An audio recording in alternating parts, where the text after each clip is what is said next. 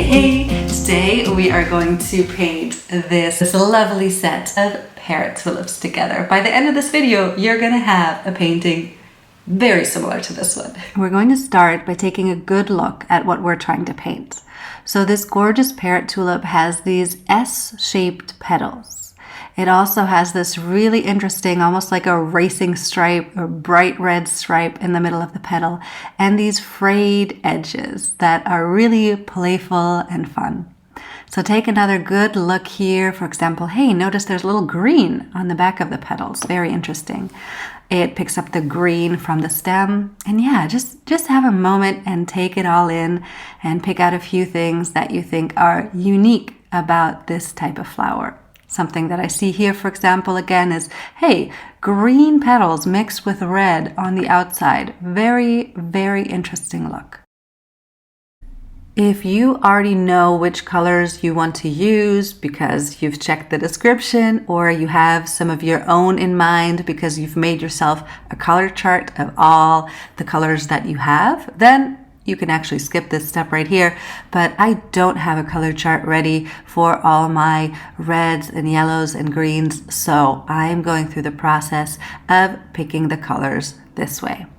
I'm taking my number 6 brush and lightly wetting it, really picking up a ton of pigment at first from the first color, then adding a little more water and seeing how that reacts with the paper. I'm trying to get the full range of the color from most saturated to really light that I possibly can. And it'll help me also not just understand the colors, but how opaque they actually are. How dark can I get them? How much can I cover the paper, and how much will it shine through? So I'm also doing this not just because I'm trying to pick colors, but because I think it is a super fun warm-up activity. If you ever feel a little stuck creatively, maybe you're not feeling inspired or you're feeling intimidated by starting a painting, this loosens me at least right up. It just brings out that creative flow. It's so fun and gorgeous to see all the different colors and to get your hand going with a brush without it being, you can't make a mistake at this point. So it's just really a fun way to get inspired. Now I'm going to pick the colors now that they've dried. I'm picking a darker red, a bright yellow, a second red, and I'm going to compare it to the second tulip that we're painting just to make sure that that'll work, and I think it will. And then I'm going to pick some greens as well. I'm picking 5 colors in total so that it's not too difficult and expensive to follow along, but you can use as many as you like. And then we're going to move on here with some masking fluid. I love this one by Daniel Smith because it comes with this little applicator tip that if you cut it at the very top, creates a fine line.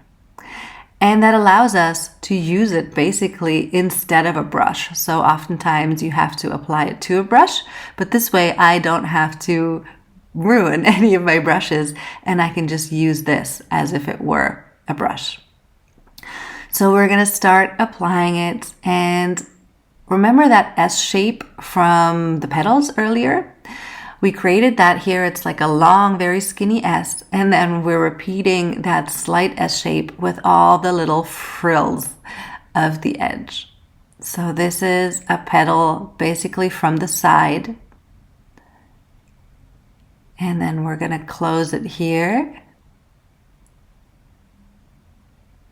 By the way, I have decided that at least at the beginning stage of this video, I am truly going to show you everything real time. By the way, yeah, also, I'm sorry, sometimes this goes out of focus for a second, but it comes back, I promise, and you'll still be able to see what I'm doing.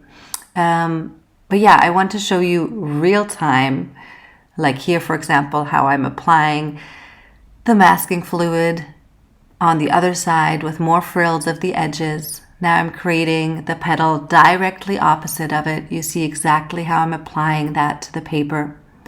Because if you haven't done this frequently, or you're really trying to recreate a painting similar to what I'm doing, you want to be able to follow along and not be rushed. So I hope this is helpful. I'm alternating some of these longer solid lines to give the impression of a real edge or a delineation in the middle of the flower to give it, in the middle of the petal, sorry, to give it more dimension, with some of the smaller little frilly edges. Adding the stem, and now we're going to add some of the petals that will be in the middle. I always like doing one solid line on one edge of the petal and the frilly edges on the other. I think that's a nice combination there in the middle. Repeating the process again, adding a little tip that's showing from the petals in the back. And now we're going to repeat the process again for a second flower down here. I'm using the flower you see on the left as a general reference. So we have a totally different angle, totally different look. Here I am adding those petals individually. This is the one that is covered, the one in the middle. And we'll have another one from the right.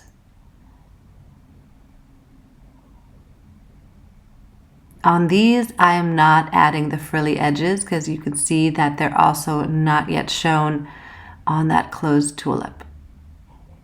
So it's a nice combination. This is a little smoother. Adding this at the bottom just to even it out, and then adding the stem. And we're going to repeat the whole thing one more time here on the left, slightly higher. Having that combination of 3 at different heights is something that feels quite balanced and looks pretty. So just follow my steps here as I create a few lines for another closed tulip. While we finish up this step, let me tell you about the why. Why are we using this masking fluid and what is it going to do? So we are using it to basically create white spaces on our page. Everywhere where we put this masking fluid, here, quick swoops to add in the leaves, is going to be protected so that when you add your watercolor, it will not actually soak into that part of the paper. So you're going to be able to have these white spots in the middle of your beautiful sea of watercolor. And it's going to add a lot of interest, a lot of dimension, and then with that, it'll be quite a stark contrast. And at that point, we will decide whether we want to paint over some of those white lines or if we are going to keep them. It's going to look beautiful. But it takes quite a while to dry. I have been told or read 3 to 4 minutes for the masking fluid to dry. Mine took 45. So you can take a little break, pause this video. You can also do a few steps that I'm doing here. Cleaned my palette. Now I'm mixing this gorgeous, really vivacious red with one of my reds and the yellow. And let's just have a look. Nope, still wet. What you're looking for with the masking tape is that it changes color. Like this here, it becomes yellow and it becomes dry to the touch. It might be a little sticky, but dry. It's not going to come off on your finger. And when you're at that stage, come on back and we'll continue and start the painting. So we're going to take a super light wash of yellow. So take your yellow, add some water to your brush, and add that to the page. You're going to use the tip of the brush and lightly dab as you're moving along the lines. We're going in the center of the petals and right over those frilly edges. Now, I don't cover every single bit. I always like to leave a little bit of white space, because that's going to make the whole thing a lot more interesting visually than applying paint broadly everywhere. So you see me kind of dabbing along here. And you also notice that some areas are a tiny bit more saturated than others. That is also intentional. So go back and play every time you redip for some color, how much water you add, how much of the pigment you add. so that you end up with this really interesting visual. And repeat that process for each of the petals in that first flower. I'm going especially along the edges and in the middle. And we're also going to repeat that process for the second and third tulip, but we're going to use much less of the paint. It can be saturated like here, no problem, but just do it along the base and some of the folds. But remember that those are way more red than the ones at the top. And then let's repeat the process again with a really light green, the light green that you've picked. Apply that a tiny bit to all 3 flowers, but again, use a very light wash. Now take a bit of the darker green, still keep the wash pretty light, and go over the edges of the leaves, the flower leaves. The reason that we're going over the edges and not using that masking fluid as our edge is that is going to be what actually creates this really interesting look. Because if you use it as the edge and later take it down, then it will not be apparent that you used any masking fluid at all, which is usually how you use the masking fluid. Usually you're trying to, create a barrier for something that you're going to paint in later. But we're using it a little differently. So I want you to paint over both sides of that masking fluid because it's going to create a really, really beautiful, interesting white line through it once we peel that off. So on the sides, I'm using broader strokes, but now I'm dabbing with just the tip of the brush so that I can get in those nooks and crannies with the flower. With the bottom leaves, you don't have to be as careful because there's no flower touching them. Now make sure that this layer has dried before you apply the next layer. Wash out your brush and use a very, very light wash of one of the reds that you've selected. Remember that racing stripe that we had on the petals? We're going to start mimicking that here with our light wash and our beautiful S shape. We're going to also apply from the very bottom of the petal and move a little toward the edges. This just gives a really, really beautiful look to have it in the center and the edges all stemming from the same point. Let's apply it to a few of the other petals, that same concept, right along the edges where the petals meet. And again, don't be afraid to go over some of the masking fluid. Use it as a guide, but kind of ignore it's there as far as applying your paint. You can go right over it. And if you missed that step, just go over like I am right now. Add that at the end. Now let's take that same red, but a more saturated version. Still a wash. You still want to be able to see the paper. And apply it to the second tulip here, because remember, this tulip is much, much more red than the one at the top. Go over those edges as you're applying it and try to have a bit of variety. So change how you're applying your brush, sometimes the tip, sometimes pulling it out, kind of pushing down on the side so that it becomes a little wider.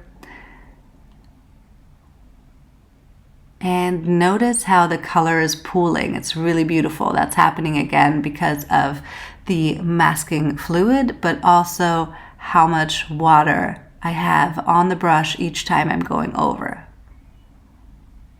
So vary that for beautiful results and repeat the process here on the third flower.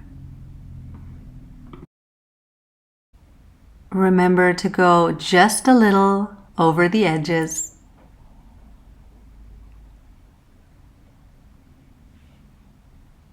and pick up a little more saturation. Basically, that means a little more pigment and a little less water on your brush, and go back over some of the areas that are still wet, that you want to give that little bit of extra oomph to.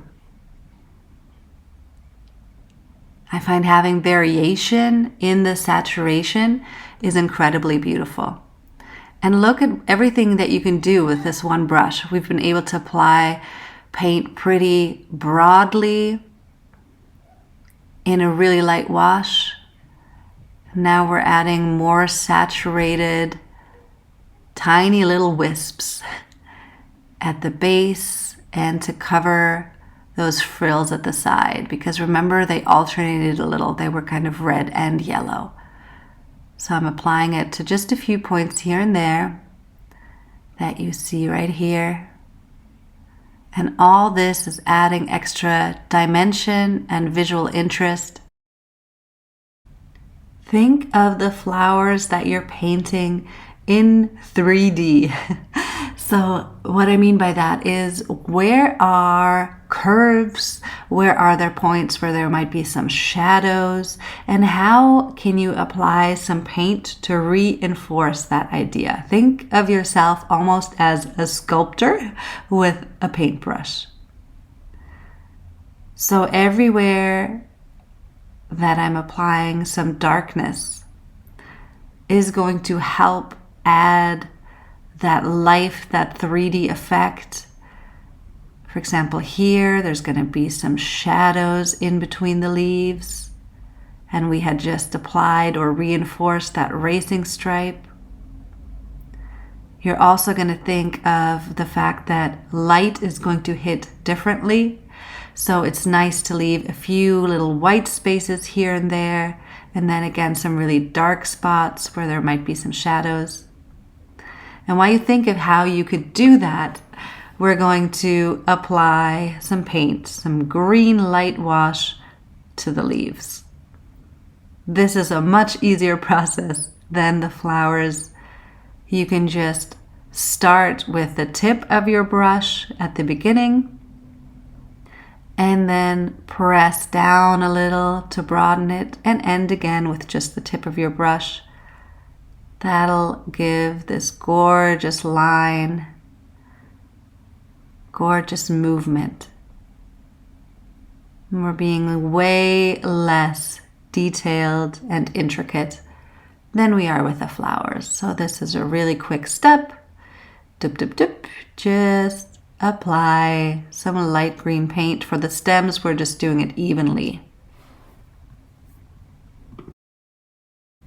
The leaves or the stems here are one of the simplest, quickest steps, so I have sped up the video just a tiny bit. There's not that much that you could possibly do wrong. You see, I keep following the lines of the leaves with different levels of saturation. And here at the bottom, I'm making sure that the leaves connect in a beautiful curved way behind the stem, but that's really all there is to it. Now we're going to wash our brush and pick up some of the more pigmented red. So pick up your red and just use a little more of the paint versus water than you were previously. And go back down to the base of this second flower here and really make sure you get in the nooks and crannies of the bottom, because we do have quite a bit of the masking fluid there. Add a little more water so that you have a lighter wash, have some variation. And because the other layers have dried, there's going to be no muddying, no mixing with the yellow. So you can really apply it freely, knowing you're going to have a gorgeous result. I like getting down here where the stem meets the flower. And we're going to repeat the process with some saturated color on the third flower. Again, following along some of the lines that we have given ourselves as guidance before with the masking fluid. And then wash your brush and take a really light green wash. Because remember, something super interesting about this Parrot tulip was that there was a little bit of green on the back of those petals. So we're applying that, again, following along some of the lines of the leaves, of the petals, that we had created for guidance with that masking fluid. And we're doing the same with a second flower. Make sure it has dried before you do. And it's totally fine, as you know, to just kind of dab a bit here over some of the other paint as long as that has dried. Something super interesting is going to be coming up next, but you have to be a bit patient. You have to let all the paint dry. So now the masking fluid is dry and the paint is dry, and only then can we start removing it. I kind of hold onto it and roll up slightly to try to remove it from the paper very carefully. You do not want that to rip your paper or take any of the color off with it. So it's a very careful process. It takes a few minutes. I'm speeding it up here so that you can see the end result, but you might want to pause the video until you finish this step yourself. Just really concentrate and be careful, and then everything will work out just fine. I love this step. It's such a surprise. It's like unwrapping a present. You have an idea of what you are trying to do, but you never know exactly how it came out. And so, stage makes me just super giddy. I love it. It's so interesting seeing every little piece come off and seeing those little white highlights, those beautiful lines. So this is my result for that step. And if you're ready, take a little bit of yellow paint. And yeah, you're actually seeing me go over some of those lines, which might seem counterintuitive, but I don't want to keep every single one white. I think it is too stark a contrast. So I'm going over some of those areas, especially the edges and those frilly ones in particular. I'm adding a little bit of yellow, not to every single frill. Is that singular? You know what I mean. You see I'm kind of skipping so that there are some that are yellow and some that are still white at this point, because our final result has like white and red mixed together. And I'm repeating that process on some of the white lines in the other two flowers. Once that is dried, we'll go over here with some of the green wash. Remember, especially the back and the bottom of the petals on the outside had quite a bit of green. So you see here I'm adding the green on top of some of those white lines that we just freed up, and also on top of the other paint. So that again gives it that unique mixture where some areas are going to be lighter and some are going to be dark and some are going to be a mix. And then I'm repeating that process, adding really saturated red once the green has dried, adding it over some of the white lines that we freed up, adding it over some of the areas that we've already painted, and going back to the first flower. I just love this one. This is my personal favorite. And going to those frilly edges that were a combination of a little bit of red and yellow, and going over the areas that I had left white. You see we've switched to this very, very, very fine brush that gives a whole different look and really ends up tying things off, making them super delicate.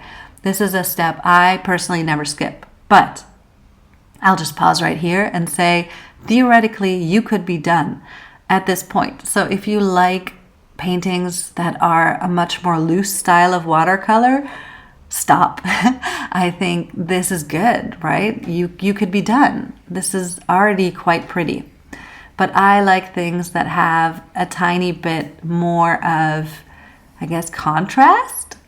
And yeah, just I'm a fan of tiny little delicate details. That is my specialty. So this is probably as loosely as I have ever painted, ever. And I need to add a few final layers for me to be satisfied with it and for it to even remotely get close to my usual style. What I'm doing now is I'm taking a little more saturated color. We're going to keep going up in saturation here in these last steps. In this case, it's green. And I'm going around, especially where the leaves and the stems meet.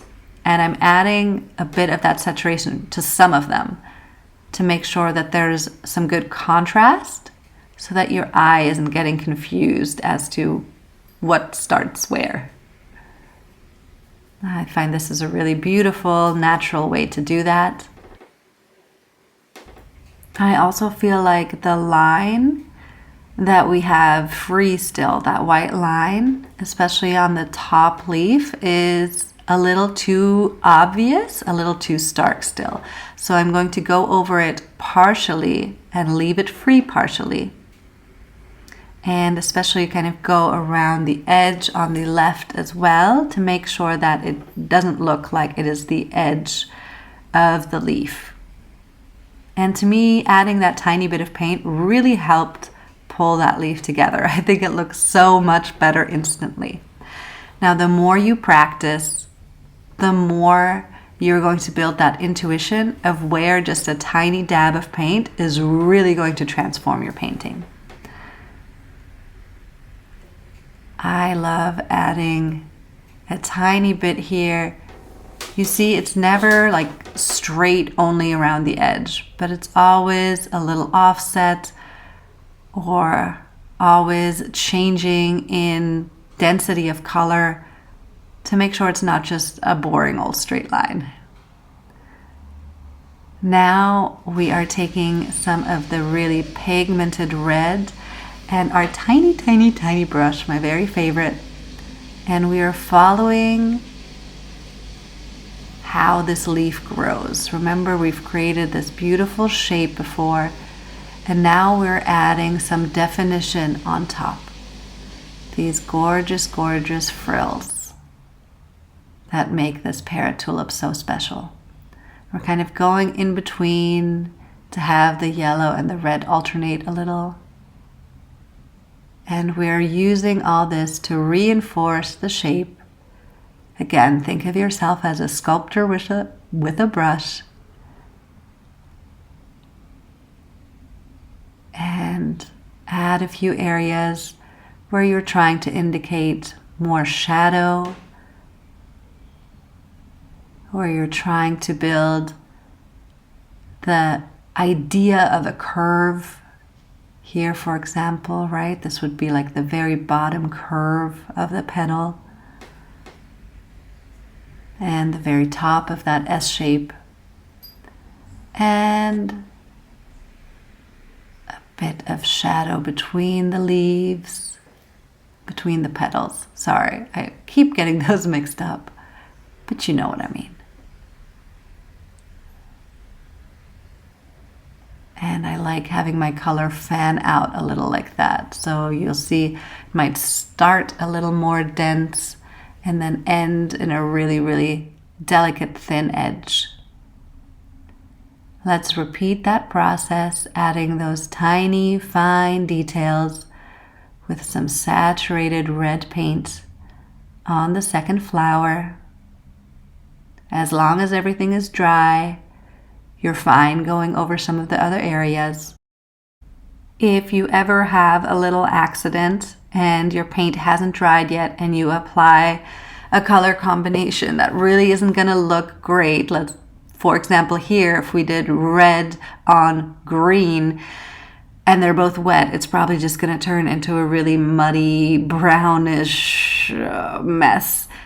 Try to mop it up really quickly with a piece of like a kitchen towel or toilet paper, something absorbent, and try to paint over it with a bit of a more saturated color, like here. That's the best you're going to be able to do to try to hide that and undo that mistake, if it really is a bigger one like that. I'm really happy that we're putting these final touches on together. I would love to see your final result.